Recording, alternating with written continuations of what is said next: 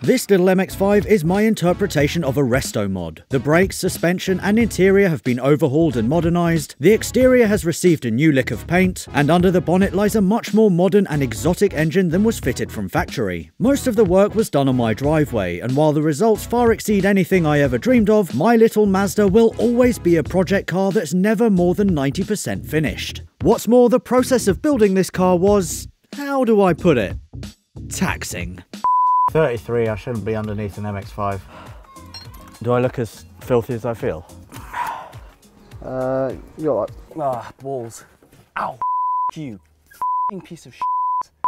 So what happens when companies with decades of experience and a solid plan offer a new interpretation of an existing car? Singer is probably the first name that comes to mind with its breathtaking 911 models, closely followed, I'm sure, by Alphaholics and its interpretation of the stunning GTA. But Volvo?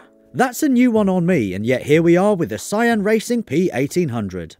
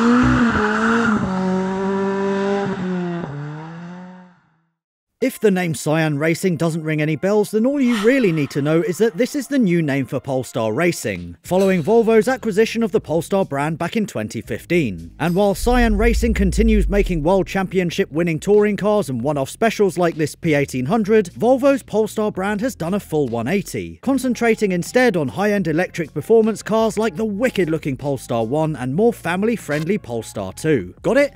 Good. Anyway, back to the P1800. Power comes courtesy of a 2-litre turbocharged 4-pot, based on the same engine used in the world title-winning Volvo S60 TC1 race car, which produces 350 horsepower from its 1.6-litre engine. In the P1800 though, there's 420 horsepower and 336 pound-foot of torque in a car that weighs the same as my MX-5. right then, so here we are in the 420 horsepower, 950 kilogram Cyan P1800. It costs €500,000.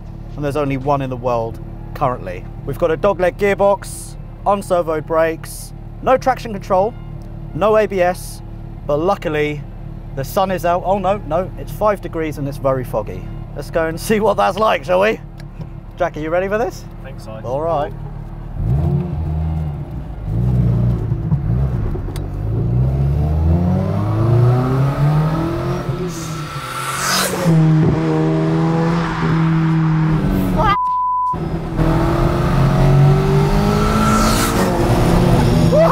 Oh my God, Jesus Christ.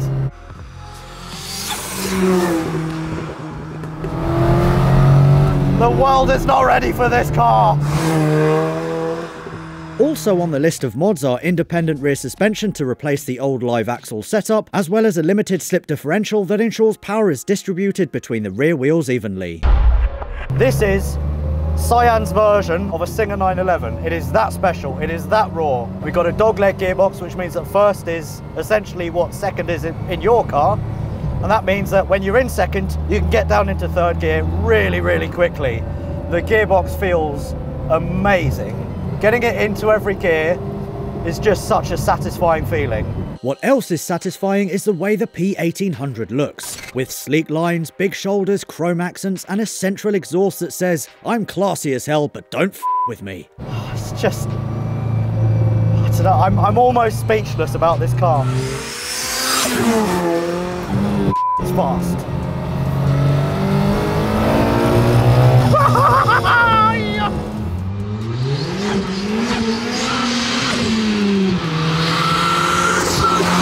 Underneath the P1800's rebel blue paintwork and yellow stripe are carbon fibre body panels, which explains that sub 1 ton weight figure, while behind the 18-inch forged wheels you'll find adjustable dampers and meaty 4-piston calipers.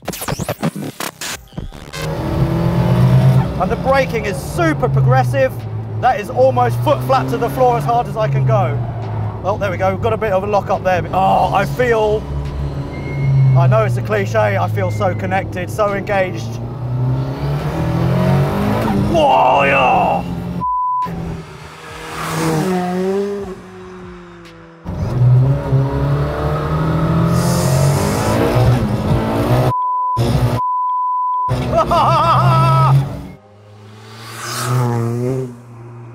Thanks to the P1800's lightweight and massive power, it'll hit 60 miles an hour in around 4.5 seconds, topping out at over 170 miles an hour, although that hasn't been tested yet. Either way, top speed isn't this car's USP, because that's its ability to make you fall back in love with driving again. The noise, the power, just the feeling, the pedal weights, the gearbox, the steering, it's all been created by people who love driving. The feeling I've got now, my heart is probably doing, I'd say 140 BPM.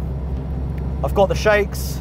If in 10 years' time, when new car makers aren't allowed to make petrol and diesel cars, this is what manufacturers should be making. Just to say thank you to the industry for creating petrol and diesel cars. Like a last hurrah. So good. I love it. I absolutely love this car. And yeah, 500,000 euros is an obscene amount. But when you look at the attention to detail and when you remember how this car makes you feel, 500 grand is drop in the ocean. It's not though, is it? I mean, it's a lot of money. Jack, how do you feel from the passenger seat? It's terrifying just from here. Yeah? Yeah. I thought I was going to lose my lunch from there. Really? Yeah. There was a bit there where it turned my stomach over, and I haven't felt that in ages. Really? I haven't felt that since probably being on a roller coaster or something. Oh!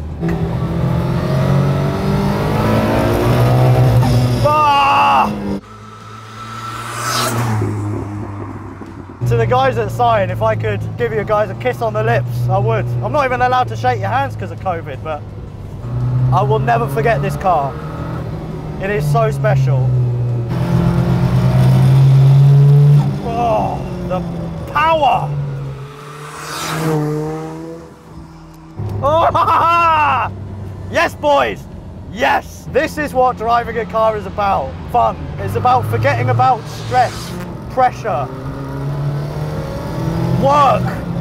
Just get out, enjoy the roads, be truly connected to a machine. This is it. So all I've got to say about the Cyan P1800 is that this is the best car I've ever driven. So there you have it, I said it. The Cyan Racing P1800 tops my leaderboard, making mincemeat out of anything that's come before it. Even my MX-5. So there you have it, a review of what I think is the best car that I have ever driven. It is beautiful, it's fun, it feels amazing, and it is, to me, a petrolhead's wet dream. I hope you've enjoyed learning about this as much as I have driving it, because it's incredible.